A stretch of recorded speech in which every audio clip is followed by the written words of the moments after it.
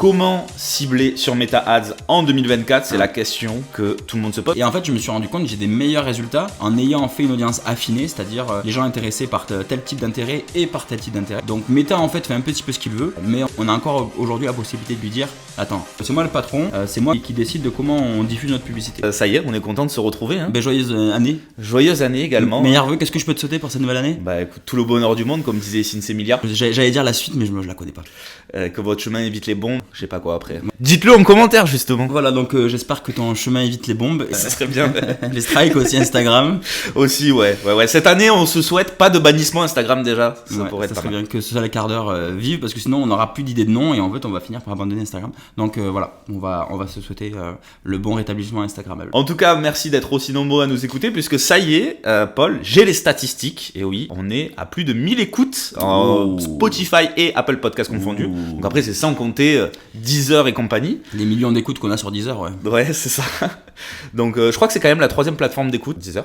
En France, sûrement. Donc, si vous nous écoutez d'ailleurs sur Deezer, mettez-le en commentaire. Ouais, aussi, ouais. Voilà. Je sais même pas si on peut laisser de commentaires sur Deezer, mais en tout cas... Mettez-le en commentaire sur la vidéo YouTube, s'il vous plaît. Pour ça, on gagne un commentaire en plus d'une vue. En tout cas, on va rentrer dans le vif du sujet. Comment cibler sur Meta Ads en 2024? C'est la question que tout le monde se pose, puisqu'on a envie de savoir un petit peu comment on peut faire en sorte que nos campagnes soient efficaces. Et tout démarre avec le ciblage. Et surtout qu'en fait, j'ai l'impression que quand on parle avec des gens qui sont non initiés à la publicité, cibler, ça fait partie un petit peu pas du fantasme, mais on se demande tous un peu comment ça cible Instagram et Facebook, comment ils font pour aller chercher les gens et tout ça. Donc on s'est dit un petit épisode là-dessus, ça fera pas de mal, un petit rafraîche. Pour ceux qui font des publicités, on va rien vous apprendre, mais on sait jamais rester jusqu'au bout, peut-être que si. Et pour celles et ceux qui sont un peu plus novices en la matière, je pense que c'est bien de repréciser un petit peu comment on peut cibler sur Meta. Donc Rémi, toi tu sais déjà un petit peu, puisque tu m'accompagnes au quotidien. Déjà, si je dois te demander les premières méthodes de ciblage, les plus simples, les plus connues, ce serait quoi selon toi? Je dirais les centres d'intérêt. Exactement. Les centres d'intérêt, c'est la première méthode de ciblage. En gros, on rentre des petits critères d'intérêt dans le petit outil, que ce soit j'aime l'alimentation, ou j'aime les technologies, le marketing médias sociaux. On va rentrer des critères d'intérêt et ça va nous développer un petit peu cette audience. Donc quand on parle de petit outil, c'est le fameux gestionnaire de publicité, on le rappelle quand même. Qui intègre l'outil d'audience. AKA le business manager. C'est ça.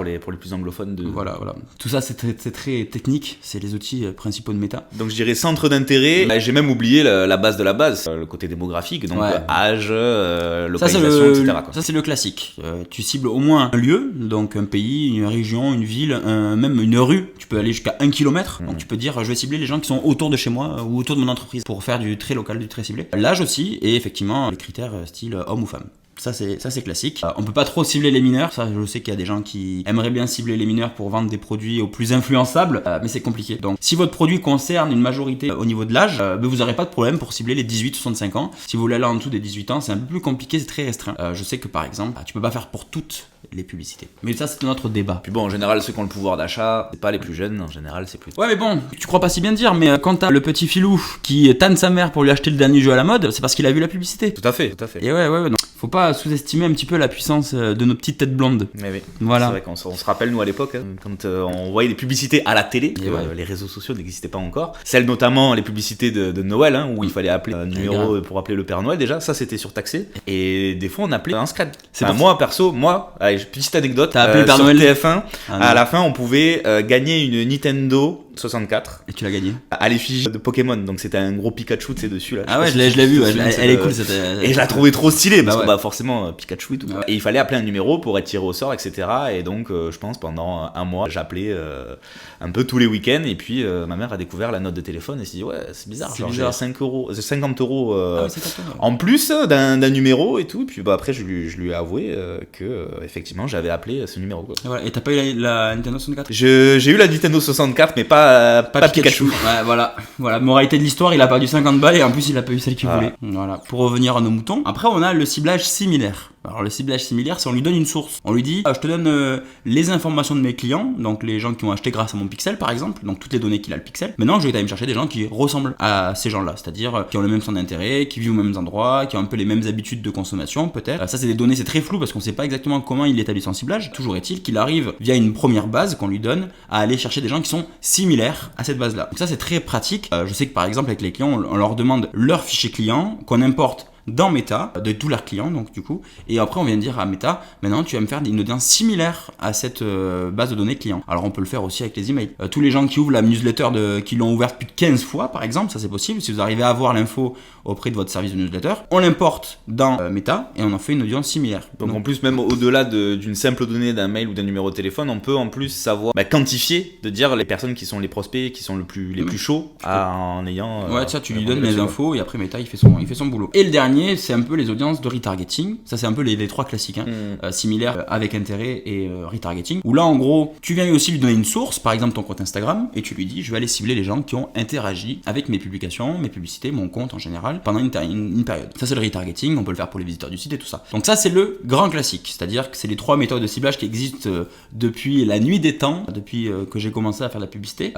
Et puis en ce moment on arrive un petit peu, donc ça fait partie des nouveautés d'Instagram depuis fin 2023, à une automatisation des audiences et même de la diffusion publicitaire au sens plus large. On aura l'occasion d'en rediscuter. C'est les audiences un petit peu qu'on appelle advantage, plus sur l'outil gestionnaire de publicité. Et ça arrivait quand? Alors initialement cette fonctionnalité elle était présente depuis le début puisqu'elle était disponible pour les audiences personnalisées. En gros quand tu lui donnais une audience similaire, style similaire à mes clients, tu pouvais cocher une option qui disait que si Meta pensait qu'il pouvait aller chercher des clients, enfin des gens intéressés par tes publicités mais qui étaient en dehors de ton audience similaire, il pouvait y aller, ou audience retargeting. Donc en gros c'était un petit peu le côté je prends la liberté d'aller diffuser ailleurs si je sens que ça va y avoir des résultats. Ça tu pouvais l'activer mais c'était que réservé aux audiences personnalisées. Aujourd'hui c'est carrément pour toute l'audience en règle générale. C'est plutôt, tu vas lui faire une suggestion de ton audience, avec des centres d'intérêt, l'âge, pays, tout ça. Et lui, s'il sent que c'est au-delà, il va les diffuser au-delà. Mais pour vraiment toute ta campagne. Donc par exemple, là, on a fait une publicité pour un client qui ciblait les 30-45 ans, principalement, voire même exclusivement, qui étaient intéressés par tout ce qui était formation et tout ça. On a fait un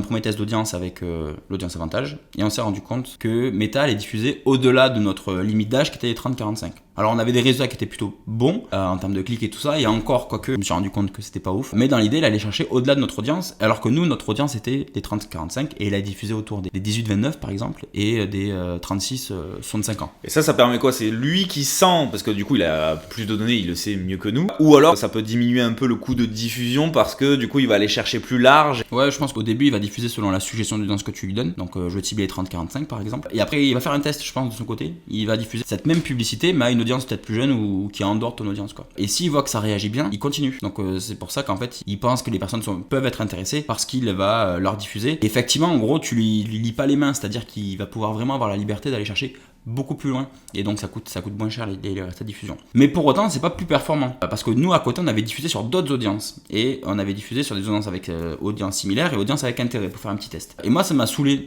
de savoir que Meta il allait chercher des gens que je voulais pas qu'il aille chercher, c'est-à-dire moi je voulais expressément les 30-45 parce que c'était eux les clients de notre offre en tout cas, de l'offre qu'on mettait en avant. Donc du coup j'ai refait une campagne et j'ai désactivé l'audience avantage et je lui ai donné exactement les mêmes audiences avec les critères que je voulais, et en fait je me suis rendu compte que j'ai des meilleurs résultats en ayant fait une audience affinée, c'est-à-dire les gens intéressés par tel type d'intérêt et par tel type d'intérêt, et on avait des résultats qui étaient bien meilleurs en termes de clics et tout ça parce qu'on allait cibler vraiment les gens qu'on voulait qui étaient intéressés puisque c'était la cible. Donc Meta en fait fait un petit peu ce qu'il veut, mais on a encore aujourd'hui la possibilité de lui dire attends, c'est moi le patron, c'est moi qui décide de comment on diffuse notre publicité. Ok, donc à quel moment toi tu recommandes plutôt de l'activer ou pas? Est-ce qu'il faut le tester à chaque fois? Ouais, je le teste moi. Ok. Tu le testes en vrai, tu fais une phase de diffusion pendant une semaine ou deux, tu mets ton audience en avantage et tu regardes les résultats, et après tu fais la même phase de diffusion en désactivant cette option et tu regardes si les résultats sont meilleurs ou pas, et tu fais ta comparaison. Après c'est intéressant aussi de regarder sur le site avec Google Analytics un petit peu, analyser le trafic rentrant pour savoir aussi si l'audience avantage va pas chercher des gens qui sont plus intéressés ou moins intéressés. Peut-être que tu as moins de clics mais que les gens après qui arrivent sur ton site sont plus intéressés, et peut-être que d'un côté si tu as beaucoup de clics, peut-être que les gens après derrière qu'ils y trouvent pas leur compte sur le site par exemple. Donc voilà, on a vu un peu les manières techniques de cibler.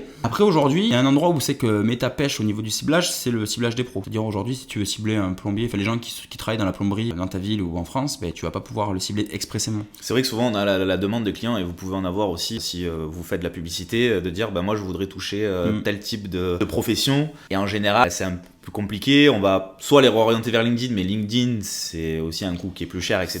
C'est un autre coût. Donc c'est comment on peut faire via Meta Ads pour arriver à toucher les pros. Pour cibler les pros, en fait, ce qu'on va faire, c'est on va essayer de réfléchir différemment. Dans l'idée, on le sait que les pros, ils sont sur Facebook ou Instagram. Ça, comme tout le monde, il y a, je crois, 40 ou 45 millions de personnes inscrites sur Facebook en France. Donc, on peut imaginer qu'il y a beaucoup de pros. Sauf que, en gros, pour aller les chercher, il faut un petit peu ruser. Alors, on peut utiliser le ciblage aussi à notre avantage. Par exemple, on travaillait une fois avec un restaurateur qui avait une formule midi pour aller chercher les gens qui mangent au restaurant le midi, classique. Sauf qu'au lieu d'aller cibler tout le monde, puisqu'il voulait cibler spécifiquement les professionnels, et bien, du coup, on allait faire des audiences très fines, c'est-à-dire des gens qui étaient dans une zone qu'on lui donnait de 1 km, et on allait chercher les zones où c'est qu'il y avait tous les travailleurs, les bureaux, les zones un petit peu commerciales. Et on allait diffuser expressément nos publicités dans ces endroits-là pour le midi. Donc déjà, on savait qu'on ciblait plus les pros que les autres, et on faisait pas trop de ciblage. Après, sinon, c'est de jouer sur les centres d'intérêt, style, si tu cibles les entrepreneurs, parce que tu as une offre de formation qui concerne les entrepreneurs ou quoi que ce soit, tu vas aller chercher les gens qui ont ce centre d'intérêt, donc l'entrepreneuriat, les affaires, la finance, l'investissement, tout ce que a comme un centre d'intérêt un entrepreneur, quoi. Et derrière, dans ton message publicitaire, tu vas aller cibler expressément la personne. C'est-à-dire, tu es entrepreneur et tu as telle problématique. Et là, du coup, ça permet de filtrer directement. Voilà, c'est ça. Alors là, tu peux même faire un ciblage. Alors, t'es pas obligé de jouer avec les centres d'intérêt. Tu peux carrément faire avec le ciblage avantage plus. Parce que là, du coup, tu joues avec l'algorithme. Et l'algorithme, là, il a un vrai avantage parce que tu peux pas aller cibler expressément les pros. Donc, du coup, tu dis, je fais confiance à Meta pour aller me chercher les pros. Et donc là, via ton ciblage, du coup, par le message, les gens qui se disent, ah ben non, je suis pas entrepreneur, et puis ils passent à autre chose. Et si tu arrives à attirer l'attention des entrepreneurs, ben, du coup, ils vont interagir,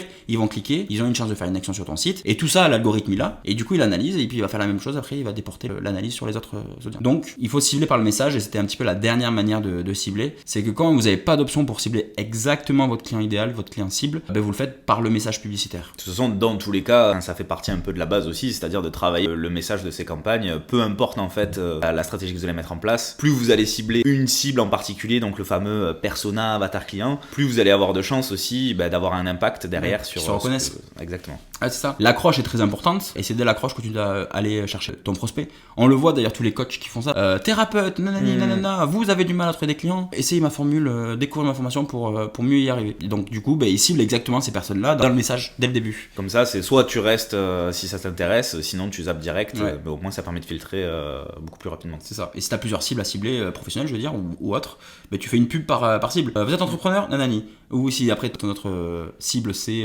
les formateurs, du coup tu dis vous êtes formateur et tu fais une pub à chaque fois avec une accroche différente. Juste tu changes l'accroche et comme ça tu sais que t'es sûr d'avoir un peu plus de chances de cibler ton client cible. Mais voilà, c'était un peu les 4 grandes manières de cibler sur les publicités. Meta Ads. Est-ce que je t'ai appris quelque chose ou pas? Le Advantage Plus, c'est comme ça qu'on prononce. Advantage. C'est quelque chose qui reste encore un peu mystérieux, de me dire quelle utilité, est-ce qu'il faut plutôt le tester en début de lancement quand tu lances des premières campagnes, ou alors il faut le tester un petit peu après si on sent que nos résultats sont un petit peu légers. Voilà, c'est cette connaissance que j'avais besoin d'un peu plus d'éclairage, quoi. Ah ouais, je sais que t'as besoin d'éclairage. Le Advantage Plus, c'est à essayer. C'est comme tout en fait. De toute manière, on pourra pas vous dire telle ou telle chose est pas adaptée pour vous, puisque il y a une méthode qui va fonctionner chez quelqu'un, va peut-être pas fonctionner chez l'autre, mais pour le savoir, il faut au moins l'essayer. Donc des fois, tu actives l'audience et à tout moment, ça t'apporte beaucoup plus de résultats que si tu l'avais pas activé. Et au moins, t'es sûr que t'as essayé, et puis si ça marche pas. Peu importe. Oh, il y a le coq qui s'est réveillé. Ouais, pourtant, on n'est pas le matin. Et ouais, le coq il est là, et oui, vous le savez, si vous nous suivez depuis le début, le coq il est toujours avec nous. Le signe qui indique que c'est la fin de cet épisode. Déjà, ça passe tellement vite. Alors si vous êtes dans votre voiture sur le trajet, là vous vous dites déjà. Oui. Mais comment on va faire 100 épisodes de Social Quarter, l'épisode hebdomadaire? Eh bien, on vous invite à bien entendu écouter nos autres épisodes si c'est pas déjà fait. Normalement, ça devrait s'enclencher automatiquement si vous avez bien fait les choses. Ouais. Sinon, si vous nous écoutez assidûment, il va falloir attendre la semaine prochaine. Alors, vous êtes beaucoup de nous avoir envoyé des messages comme quoi vous écoutez nos podcasts avant d'aller au lit. On est flattés de savoir que nos voix peuvent vous aider à dormir. Donc, merci, continuez. Dites-nous en commentaire si vous voulez qu'on fasse des vidéos ASMR, social quart d'heure ASMR, comme on a fait un peu avec le reel de Devenir CM. L'ASMR spécial CM. Ah oui, tout à fait. Ouais. La SCM. Incroyable. On a des idées. Écoutez, on va rester là-dessus. Écoutez, si cet épisode vous a plu, n'hésitez pas à le partager à un ami que ça pourrait intéresser, peut-être à un client qui pourrait être intéressé par rapport à ce sujet. N'hésitez pas à nous suivre sur social.quart-d'heure sur Instagram. Si c'est pas déjà fait. À vous abonner, c'est le mec qui fait toute la liste, à vous abonner sur notre chaîne YouTube, parce que vous êtes de plus en plus nombreux. On a dépassé les 150 abonnés. Ah ouais, il y a plein de choses qui se passent. Road to success. On a fait d'ailleurs un épisode avec Yacine Case, le coach DCM, donc c'était le premier épisode qui a rencontré pas mal d'engouement. Premier épisode avec un invité, voilà, avec des petits jeux, en même temps une interview, etc. On vous incite à aller le voir. Puis tu voulais dire, Paul? Moi j'allais dire premier épisode de notre format 4 quarts d'heure, un gros brainstorm. Voilà. private joke. Voilà. Vous irez voir un commentaire sur la nos vidéo réseaux. en question. Voilà. Allez, on vous laisse trouver. là-dessus. Easter Voilà. egg. Easter egg. Allez, bonne journée à vous et prenez soin du rock. Ciao. Ciao.